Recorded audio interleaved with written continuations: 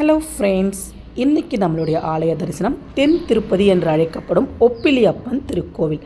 108 திவ்ய தேசங்களில் 13வது திவ்ய தேசமான ஒப்பிலியப்பன் திருக்கோவில் ஆகாச நகரம், திருவின் நகர் அப்படின்னு பல பெயர்களால் புகழ்பெற்றது.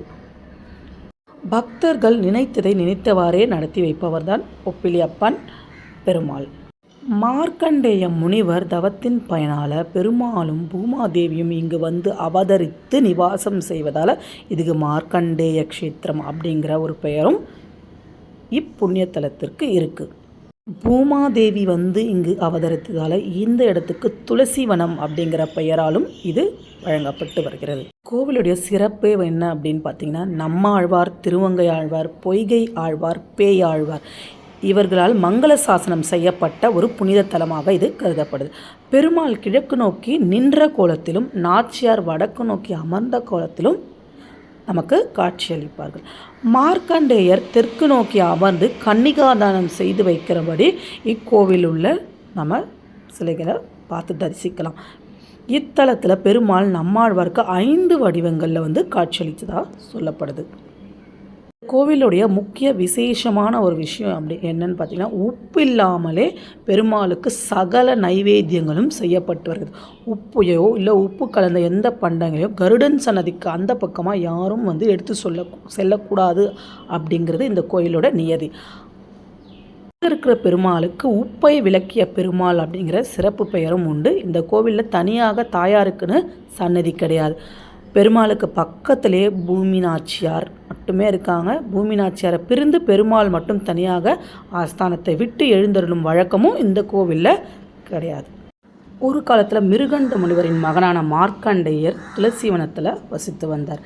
இவருக்கு வந்து லக்ஷ்மி தேவியும் நாராயண பெருமாளையும் அவரோட மருமகனாக பெறணும் அப்படிங்கிறது இவரோட பெரும் ஆசை. இதற்காக இவர் வந்து திருத்துளாய், அதாவது துளசி செடிக்கு அடியில் உட்கார்ந்து கடும் தவம் புரிந்தார். இவரோட தவத்தை கண்டு மெச்சிய பெருமாள் லக்ஷ்மி தேவியை இவருக்கு மகளாய் நீ செல், நானும் அதிவிரைவிலேயே உன்னோடு வந்து இணைந்து கொள்வேன் அப்படின்னு சொல்லி அனுப்பி வச்சார். அதுபடியே லக்ஷ்மி தேவியும் சிறு குழந்தையாக அவர் முன்னாடி தோன்றி மார்க்கண்டேய முனிவர் ரொம்ப மகிழ்வுற்று அந்த குழந்தையை எடுத்து வளர்த்து வந்தார். குழந்தையை வளர்த்து அவங்க வந்து பருவ வயது அடைந்ததும் அவருக்கு திருமணம் செய்து வைக்க மார்க்கண்டேயர் முடிவு செய்தார். அப்போ வந்து ஒரு முதியவர் அவரிடம் வந்து, உன்னுடைய எனக்கு வந்து மனைவி இல்லாமல் இல்லறம் முடிவுறவில்லை, நீ எனக்கு உன் மகளை திருமணம் செய்து வைக்க வேண்டும் அப்படின்னா, இவருக்கு வயதானவருக்கு எப்படி திருமணம் செய்யறது அப்படின்னு இவருக்கு மனம் வராமல் இதுக்கு உடன்பாடு இல்லை அப்படின்றத தெரிவிக்கிறார். ஆனால் அந்த வயதானவரோ என்ன சொல்கிறாரு, நீ திருமணம் செய்து கொடுக்கலனா உங்கள் கண்ணு முன்னாடியே நான் உயிரை விட்டுடுவேன் அப்படின்னு சொல்கிறார். இதை வந்து பூமாதேவியிடம் தெரிவித்த மார்க்கண்டேயர், அவங்க வயதானவரை கல்யாணம் பண்ண என வற்புறுத்தினா என் உயிரை நான் விட்டுடுவேன் அப்படின்னு சொன்ன உடனே மார்க்கண்டேயருக்கு என்ன பண்ணுறது அப்படின்னு நின்றவருக்கு போய் பகவானுடைய காலடியை சரணடைந்ததும் மகாவிஷ்ணு வந்து, இது எல்லாமே நாம் நடத்திய நாடகம் அப்படின்னு அவர் முன்னாடி தோன்றி, நானே உன் மகளை திருமணம் செய்ய முடிவெடுத்து நீ உன் மகளை எனக்கு திருமணம் செய்து வைக்க வேண்டும். எனினும் உன் மகள் சிறியவள், அவளுக்கு எவ்வளவு உப்பு போட்டு சமைக்க வேண்டும் அப்படின்னு தெரியாததுனால நான் வந்து இந்த இடத்துலையே உப்பை தவிர்க்கிறேன். எனக்கு சமர்க்கப்படக்கூடிய எல்லா நைவேத்தியங்களும் உப்பு வந்து தவிர்க்கப்பட வேண்டும். உப்பு இல்லாமலே எனக்கு நைவேத்தியம் படைக்கிறவங்களும் அந்த உப்பிற்ற பண்டங்களை சாப்பிட்றவங்களும் என்னோட அருள் பரிபூர்ணமாக கிடைக்கும் அப்படின்னு சொல்லி உங்களோட மகளை எனக்கு திருமணம் செய்து கொடுங்க அப்படின்னு கேட்குறார். இதை கேட்டு மகிழ்ந்த முனிவரும் உடனடியே திருமணத்தை நடத்தி வைக்கிறார். திருமணம் முடிந்ததுக்கு அப்புறம், என்னாலும் நீங்களும் என்னுடைய புதல்வியும் இங்கேயே இருக்க வேண்டும். இந்த திருத்தலம் எனது பெயரால் வழங்கப்பட வேண்டும். உப்பற்ற இந்த உணவை சாப்பிட்ற பக்தருக்கு அது வந்து பெரும் சுவையாக இருக்கணும் அப்படின்னு சொல்லி இவர் கேட்ட வரங்களை எல்லாமே நிறைவேற்றி கொடுக்கணும் அப்படின்னு சொல்லி திருமால் கிட்ட கேட்டுக்கிட்டாரும். அவரும் அதற்கு சம்மதித்து அந்த இடத்திலேயே ஒரே கர்ப்ப கிரகத்துக்குள்ள திருமாலும் பூமாதேவியும் ஒரு சேர நமக்கு காட்சி அளித்து அருள் பாலித்து வருகின்றனர். அவர்களது திருமணம் அருகில் இருக்கிற துளசிவனத்தில் நடந்ததால் இந்த புகழ்பெற்ற க்ஷேத்திரத்துக்கு துளசிவனம் அப்படிங்கிற பெயரும் இருக்குது. இங்கு திருமணம் ஆகாதவர்கள் இங்கே வந்து தங்களோட பெயருக்கு அர்ச்சனை பண்ணும்போது கண்டிப்பாக அதிவிரைவில் திருமணம் நடைபெறும் என்பது நம்பிக்கை. அஹோத்திர புஷ்கரணி அப்படிங்கிறது இங்கே இருக்கிற பொய்கை. இதில் நீராடினவங்க பல முனிவர்கள் முந்தைய காலத்தில் சாப விமோச்சனம் பெற்றதாகும். ஆகவே செவ்வாய், வெள்ளி, சனிக்கிழமைகளில் இங்கே நீராடி பெருமாளை தரிசனம் பண்ணி ஆசீர்வாதம் பெறுபவர் வைகுண்டம் செல்வதா இங்கே ஒரு ஐதீகம் இருந்துக்கிட்டே இருக்குது. ஆரங்க தீர்த்தம், சூரிய தீர்த்தம், இந்திர தீர்த்தம் அப்படின்னு பல புண்ணிய தீர்த்தங்களை கொண்ட ஒரு இடம்தான் இந்த உப்பிலியப்பன் திருக்கோயில். உப்பிலியப்பன் துளசியால் அர்ச்சிக்கப்படுபவர். துளசியை கொண்டு அந்த பெருமாளை பூஜிக்கும் போது ஒவ்வொரு துளசி இதழுக்கும் ஒரு அஸ்வமேத யாகம் செய்த பலன் கிடைக்கும் அப்படிங்கிறது இங்கே இருக்க அவங்களோட நம்பிக்கை. இருக்கிற பெருமாளுக்கு சந்தனம், குங்குமம், பூ இவற்றை சமர்ப்பித்து வழிபடுறவங்களுக்கு பிரம்மகத்தி தோஷமே நீங்கும் அப்படின்ற நம்பிக்கையும் இங்கே இருக்கிற மக்களுக்கு இருக்குது. இது மட்டும் இல்லாமல் ஆடை அணில்களை சமர்ப்பிப்பவர்கள் பாவ விமோசனம் பெறுகின்றனர் அப்படின்றதும் இங்கே இருக்கிற ஒரு ஐதீகம். இந்த திருக்கோயில் கும்பகோணத்திலிருந்து தெற்கில் 7 கிலோமீட்டர் தூரத்திலும், காரைக்கால் திருநள்ளார் செல்லும் சாலையில் 1 கிலோமீட்டர் தூரத்திலும், ராகுதலமான திருநாகேஸ்வரம் கோயிலுக்கு மிக அருகில் உப்பிலியப்பன் திருக்கோவில் அமைந்துள்ளது. ஒவ்வொரு வருடமும் ஐப்பசி சிராவண நட்சத்திரம் அன்று திருக்கல்யாணம் சிறப்பாக இக்கோயிலில் நடைபெறும். இந்த திருக்கல்யாணத்தில் கலந்துக்கிறவங்க திருமண தடை நீங்கி குழந்தை பேர் பெறுவாங்க அப்படிங்கிறது மிகப்பெரிய நம்பிக்கையாக இங்கே இருக்கிற மக்களால் பேசப்படுது.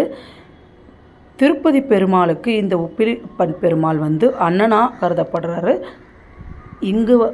இந்த உப்பிலியப்பன் கோவிலுக்கு சென்று பெருமாளை தரிசனம் செய்பவர் திருப்பதிக்கு சென்றால் எவ்வளவு புண்ணியம் கிடைக்குமோ அதே புண்ணியம் இங்கு சென்றாலும் கிடைக்கும். அதனாலே இது தென் திருப்பதி அப்படின்ற ஒரு பெயரும் இருக்குது. இத்தலத்தில் பெருமாள் நம்மாழ்வாருக்கு பொன்னப்பன், நியப்பன், முத்தப்பன், எண்ணப்பன், திருவிண்ணகரப்பன் அப்படின்னு பல 5 வகைகளில் காட்சியளித்ததாகவும், இதில் பொன்னப்பன் திருவீதி உலாவர பெருமாளாக இன்னமும் அங்கே இருக்க மாதிரியும் சொல்லப்படுது. இக்கோவிலின் தனிச்சிறப்புகள்: தனி சுப்பிரபாதம் பாடப்படும் கோவில், உப்பில்லாத நிவேதனம் அளிக்கப்படும் ஒரே ஒரு திருக்கோவில், பெருமாளுக்கு வலப்புறத்தில் தாயார் வீற்றிருக்கும் ஒரே கோவில் உப்பிலியப்பன் திருக்கோயில். மகாவிஷ்ணுவுக்கு துளசி உகந்ததாக மாறிய கதை. மகாவிஷ்ணுவை அடைய வேண்டும் என துளசி தவம் இருந்தான். அவளது தவத்தை மெச்சிய பெருமாள் திருவிண்ணகரத்தில் துளசி மாடம் அருகே மகாலட்சுமி அவதரிப்பாள். அங்கு நீயும் தோன்றினால் அதே இடத்தில் எனக்கும் மகாலட்சுமிக்கும் திருமணம் நடக்கும், நீயும் புகழ் பெறுவாய் அப்படின்னு சொல்லி துளசிக்கு வரம் அளித்ததாகவும், அதனால்தான் துளசி அங்கே பிறந்து மார்க்கண்ட மகர்ஷி அங்கேயே லக்ஷ்மி தேவியை குழந்தையாய் பார்த்து வளர்த்ததாகவும், அதே இடத்தில் அவர்களுக்கு பிரம்மா மற்றும் இதர தேவாதி தேவர்கள் திருமணம் நடந்து துளசிக்கு புகழ் சேர்த்ததாகவும், இன்று வரைக்கும் பெருமாளுக்கு துளசி உகந்ததாக இருப்பதாகவும் சொல்லப்படுது. இந்த ஆலயத்தோட தனி சிறப்பு என்னன்னு பார்த்தீங்கன்னா, தங்கக்குடம் கொண்டே திருமணஞ்சத்திற்கு தீர்த்தம் எடுக்கப்படுகிறது. அனுமானுக்கு தங்க வாள், வைர கிரீடம் அணிவிக்கப்படுறது ஒரு விசேஷம். பூமா தேவி அவதரித்த தலமாக இது கருதப்படுகிறது. இத்தலத்தில் அனைத்து நைவேத்தியங்களும் முக்கியமாக உப்பு இல்லாமலேயே தயாரிக்கப்படுகின்றது. இத்தலத்தில் ஆயுள் விருத்தி மிருத்யுஞ்ச ஹோமம் நடைபெறுவது வழக்கம். இங்கே இருக்கிற அகோத்திர புஷ்கரனில் இரவு பகல் எந்த நேரத்திலும் நாம் நீராடி பெருமாளை வணங்கலாம். இக்கோயிலில் வேண்டிக் கொண்டால் தம்பதியருக்குள் மன ஒற்றுமை அதிகரிப்பதாகவும், நாம் நினைத்த காரியங்கள் அனைத்தும் வெற்றி அடையும் அப்படிங்கிறதும் ஒரு ஐதீகம். திருமஞ்சனம் செய்வித்து நேர்த்தி கடன் நிறைவேற்றவங்களையும் நாம் இங்கே பார்க்கலாம். ரொம்ப பெரிய கோவில், ரொம்ப அற்புதமாக கட்டிடக்கலைக்கும் சோழர் காலத்து கட்டிடக்கலையை எடுத்து உரைக்கும் விதமாக இந்த கோவில் அமைஞ்சிருக்கும். இது மட்டும் இல்லாமல் இங்கே இருக்கிற சித்திரங்கள் இதெல்லாம் பார்த்திங்கன்னா ரொம்ப கவின்மிகு, எழில் கொஞ்சுற வகையிலும் கலர்ஃபுல்லாக இப்படி ரொம்ப வண்ணங்களை எடுத்து கூறி கிட்டத்தட்ட எல்லா தெய்வங்களிலும் அந்த நடந்த காட்சிகளையும் விஷ்ணு பெருமாளுடைய பல அவதாரங்களையும் அவர் காலத்தில் நடந்த விஷயங்களையும் எடுத்து கூறும் விதமாக சிலைகளும் சித்திரங்களும் நிறைய அந்த கோயிலுக்குள்ளே நாம் சுற்றி வரும் பிரகாரத்தில் நாம் பார்க்கலாம். இது பார்த்திங்கனாலே தெரியும். வண்ண கோலங்கள் தீட்டியும் பெருமாள் சயன கோலத்தில் நின்றிருப்பதாகவும் ஆதிசேஷனோட உட்கார்ந்துருக்கிற மாதிரியும் பல சித்திரங்களையும் சிலைகளையும் நாம் இங்கே பிரகாரத்தில் சுற்றி வரும் பிரகாரத்தில் நம்ம பார்த்துட்டே வரலாம். இது எல்லாமே நம் கண்களுக்கு விருந்தாக அமைந்து வருகிறது. மன அமைதியை கூட தரக்கூடிய ஒரு மிகப்பெரிய ஆலயம், திவ்ய தேசமான உப்பிலியப்பன் திருக்கோயிலை நாம் இன்றைக்கி தரிசித்ததில் பெருமகிழ்ச்சி அடைகிறோம். அதை உங்கள் கண்முன்னே படைத்ததற்கு பெருமகிழ்ச்சி அடைகிறோம். இந்த வீடியோ உங்களுக்கு பிடிச்சிருந்தால் ஒரு லைக், சப்ஸ்கிரைப் அண்ட் ஷேர் பண்ணுங்கள். மறக்காமல் நம்ம சேனலுக்கு சப்ஸ்கிரைப் பண்ணுங்கள். ஓம் நமோ நாராயணா.